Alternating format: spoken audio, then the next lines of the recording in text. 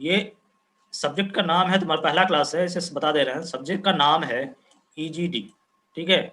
इसका full form है engineering graphics and design, ठीक है। इंजीनियरिंग ग्राफिक्स एंड डिजाइन, इसमें दो पार्ट है, एक ड्राइंग का पार्ट है जिसको हम बोलते हैं इंजीनियरिंग ग्राफिक्स, एक डिजाइन का पार्ट है जो हम सॉफ्टवेयर के हेल्प से हम बनाते हैं, ठीक है। ऑटोकैड सॉफ्टवेयर आता है, उसके हेल्प से हम लैप कंप्यूटर ये ऐसे कंप्यूटर पे बनाते हैं, ठीक है। तो पहले हम ग्राफिक्स वाला पार्ट पढ़ेंगे, मीन्स ड्राइंग वाला पार्ट पढ़ेंगे, मीन पेन पेंसिल और पेपर वाला पार्ट, तब जाके उसके बाद हम डिजाइन में जाएंगे, समझे।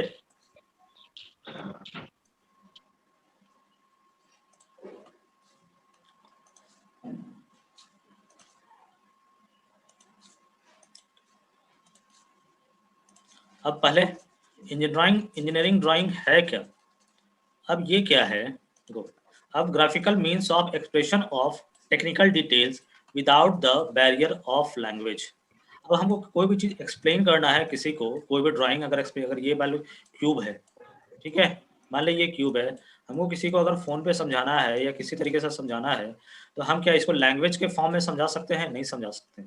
तो इसके लिए अगर यही चीज हम क्या करेंगे, ड्राइंग ड्रॉ कर देंगे और इसका डायमेंशंस लिख देंगे, ठीक है, इसका सारा डायमेंशन लिख देंगे, तो लोग सब कोई भी समझ जाएगा कि क्या हुआ, बोलो। तो इसको बनाना है तो हम क्या करेंगे, इसका डायमेंशन लिख देंगे, तो कोई भी इसको आसानी से समझ जाएगा, और ये क्या हो जाएगा, ये उसको वो भी इसको डिजाइन कर सकता है, ठीक है। तो ये क्या, ये क्या हो गया, एक तरह का लैंग्वेज हो गया जिसमें कोई भी बैरियर नहीं है, और सारा टेक्निकल डिटेल मिल गया, मीन्स इसका मटेरियल मिल सकता है और सब चीज मिल सकता है। इसको हम बोलते हैं यूनिवर्सल लैंग्वेज ऑफ इंजीनियर्स। क्यों, ये टेक्निकल वर्ड जो आया है ये यहीं से आया है, क्योंकि क्या होता है कि ये सिर्फ इंजीनियरिंग स्टूडेंट को ही पढ़ाया जाता है और किसी को नहीं पढ़ाया जाता है, इसीलिए इसको बोला जाता है यूनिवर्सल लैंग्वेज फॉर इंजीनियर्स, ठीक है।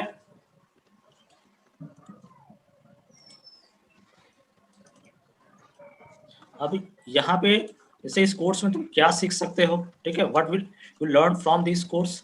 अब how to communicate technical information, अब यहाँ पे क्या है, विजुअलाइजेशन, यहाँ पे तुमको इमेजिन भी करना होगा, ठीक है। कोई भी चीज अगर बोला जाए कि तुमको कुछ भी बनाना है, एक क्यूब बनाना है, तो पहले क्यूब कैसा होता है तुमको मालूम होना चाहिए, ठीक है, उसको अपने मन में विजुअलाइज कर लोगे तो वो हो गया तुम्हारा विजुअलाइजेशन, ठीक है। अब ग्राफिक्स थ्योरी, इसमें तुम्हें ज्योमेट्री और प्रोजेक्शन बताया जाएगा, स्टैंडर्ड,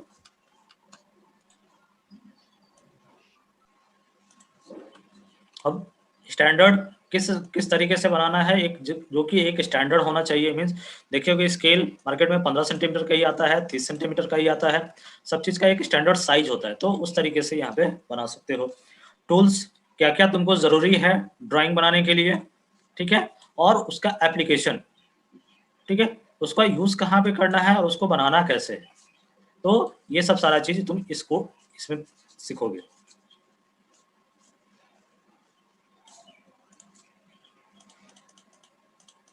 अब क्या है, अब एक ग्राफिक क्या बोले, ग्राफिक लैंग्वेज है। अब क्या, mode of communication through sketches, हम कैसे कम्युनिकेट यहाँ पे कैसे करेंगे, हम यहाँ पे कम्युनिकेट करेंगे कोई भी एक स्केच बना के, कोई भी हम ड्राइंग बना के हम क्या करेंगे, उसको कहीं में भेज देंगे, तो वो क्या हो गया, मेरा मोड ऑफ कम्युनिकेशन हो गया, ठीक है।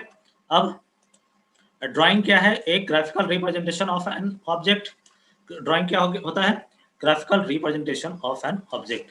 अब इंजीनियरिंग ड्राइंग क्या होता है, अब drawing of an object contain all necessary information required for construction और फैब्रिकेशन ऑफ ऑब्जेक्ट।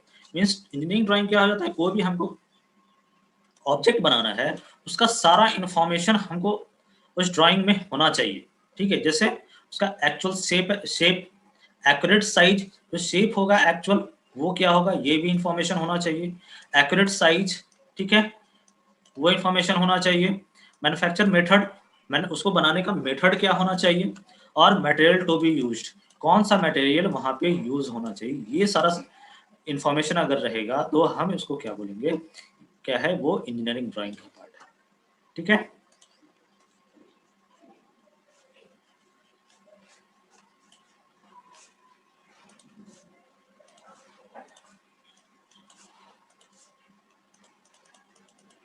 अब तुमको इंजीनियरिंग ड्राइंग बनाने के लिए लेना क्या क्या है, ठीक है। जैसे सबसे पहले ये मिनी ड्राफ्टर, यहाँ पे मिनी ड्राफ्टर और टी स्क्वायर दिया हुआ है, तुमको टी स्क्वायर नहीं लेना है, सिर्फ मिनी ड्राफ्टर लेना है, ठीक है। अब engineering drawing box, French curve, यहाँ पे क्वांटिटी भी लिखा हुआ है तुम्हारा, एक सेट, एक इंजीनियरिंग ड्राइंग बॉक्स, एक फ्रेंच कर्व, ये सेट में आता है, तुमको 1 सेट लेना है। सेट स्क्वायर, ये भी सेट में आता है। प्रोटेक्टर, प्रोटेक्टर देखे होगे तुम जनरली मार्केट में, तुमको ये 180, ये हाफ मिलता है, तो इसको ये 180 डिग्री का होता है, ठीक है। एक और आता है, ये इस तरीके का गोल होता है, पूरा 360 डिग्री का होता है, तो तुमको ये 360 डिग्री वाला लेना है, ना कि तुमको 180 डिग्री वाला, ठीक है। इसको प्रो सर्कल भी बोलते हैं। तो प्रोटेक्टर लेना है तुमको 360 डिग्री वाला। ड्राइंग क्लिप, लेड पेंसिल और क्लच पेंसिल, क्लच पेंसिल लेने का जरूरत नहीं है, तुम लेड पेंसिल ले सकते हो, ठीक है। ये जैसे जैसे तुम्हारा रिक्वायरमेंट होगा वो तुम उस तरीके से, लेकिन लेड पेंसिल लेना कौन कौन सा है, एक HB, H और 2H, ठीक है। Eraser, tape, sharpener, drawing sheet, तुमको लेना है 1 पर सेशन, मीन जैसे जैसे ड्राइंग बढ़ेगा वैसे वैसे तुम्हारा drawing number of drawing sheet भी बढ़ेगा, ठीक है।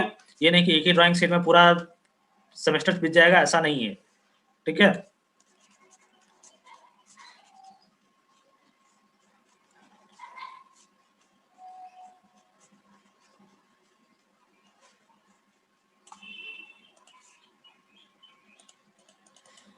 अब देखो, अब मिनी ड्राफ्टर किस टाइप का होता है, ये जो है ये मिनी ड्राफ्टर है, ठीक है। ये तुमको एक लेना है, ठीक है। अब इसी में देख रहे हो यहाँ पे नीचे में ड्राइंग शीट भी लगा हुआ है, ये तुम्हारा ड्राइंग शीट है, ठीक है।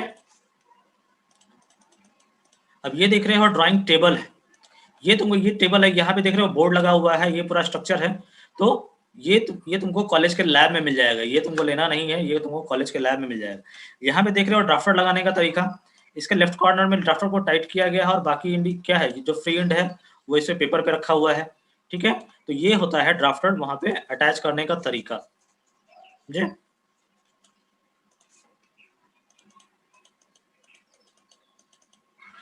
अब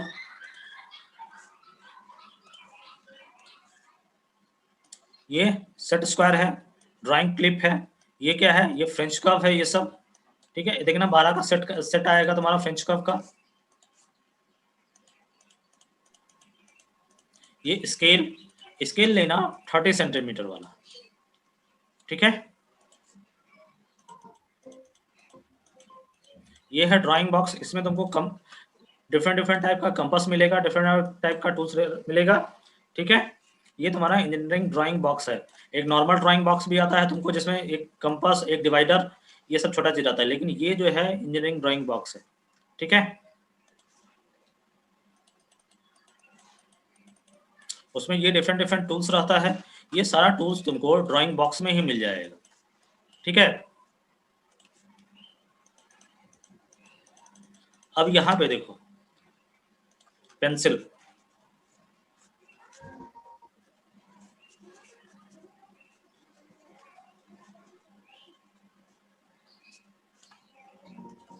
अब ये देखो पेंसिल जो होता है 2 टाइप का होता है, एक वुड पेंसिल और क्लच पेंसिल। वुड पेंसिल जो रहता है ये वुड वाला, और बीच में ग्रेफाइट का लेड रहता है, वुड पेंसिल, या फिर इसको लेड पेंसिल भी बोलते हैं। ये क्लच पेंसिल जो पेन टाइप का होता है, इसको बोलते हैं क्लच पेंसिल। इसको लेने का तुमको जरूरत नहीं है, इसलिए तुम यही ले लो, यही यही बहुत है, ठीक है। और डिफरेंट पेन तुमको क्या बोले, एक HB लेना है, एक H लेना है, और एक 2H लेना है, ठीक है।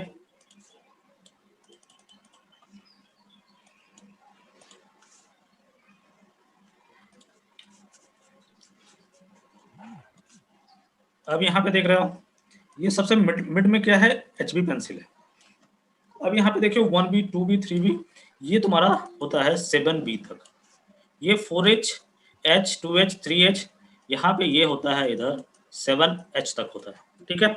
ये H का मतलब होता है हार्डनेस, और ये B का मतलब होता है ब्लैकनेस।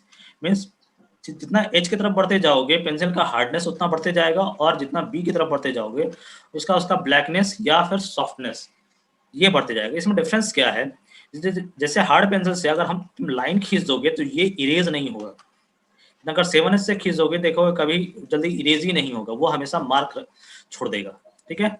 लेकिन बी की ओर बढ़ते जाओगे तो ये क्या होगा, जो भी तुम लाइन खींचो या कुछ भी बनाओ तो ये जो होगा ये इरेज हो जाएगा, ठीक है, ये आसानी से इरेज हो जाएगा। इसलिए ये बी टाइप का जो पेंसिल है जनरली जो ड्राइंग बनाता है, जो पोर्ट्रेट बनाता है वो लोग यूज करते हैं। हम लोग को यहाँ पे कोई भी यूज नहीं है इसका, हम लोग को यहाँ पे सिर्फ ये HB, H और 2H, ये बस इसी 3 पेंसिल का यूज है, ठीक है। अब वो जो इन ड्राइंग बोर्ड जो दिखाए थे, जो ड्राइंग टेबल था, टेबल के ऊपर एक बोर्ड लगा हुआ था इस टाइप का, ये लेना नहीं है लेकिन इसका डायमेंशन होता है, ठीक है। अब इसका एक होता है D0, यहाँ पे इसका लेंथ होता है 1500 mm और 1000 mm। ये mm में है, यहाँ पे हम जो भी बात करेंगे ये mm में बात करेंगे, ठीक है।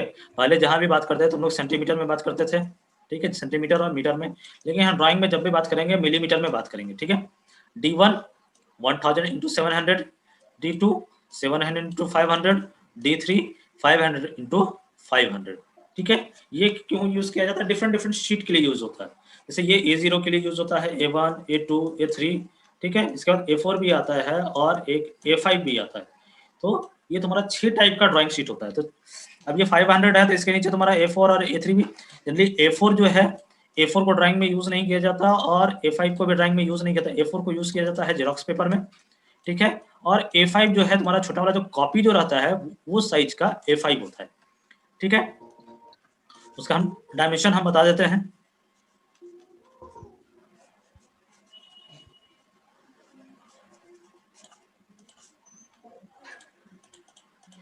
अब देखो, अब A0 का साइज,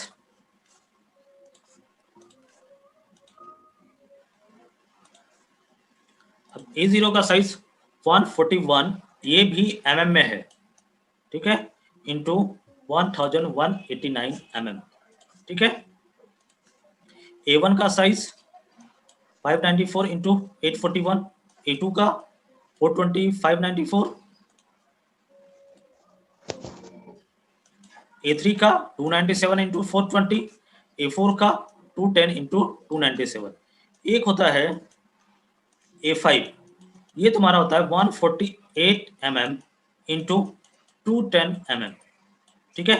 उसको हम तुमको दिखा देते हैं, इसमें दिया हुआ नहीं है, हम दूसरे जगह दिखाते हैं। ये दिख रहा है A5 का साइज दिख रहा है यहाँ पे 148 mm इंटू 210 mm, तो ये A5 का साइज है, ठीक है।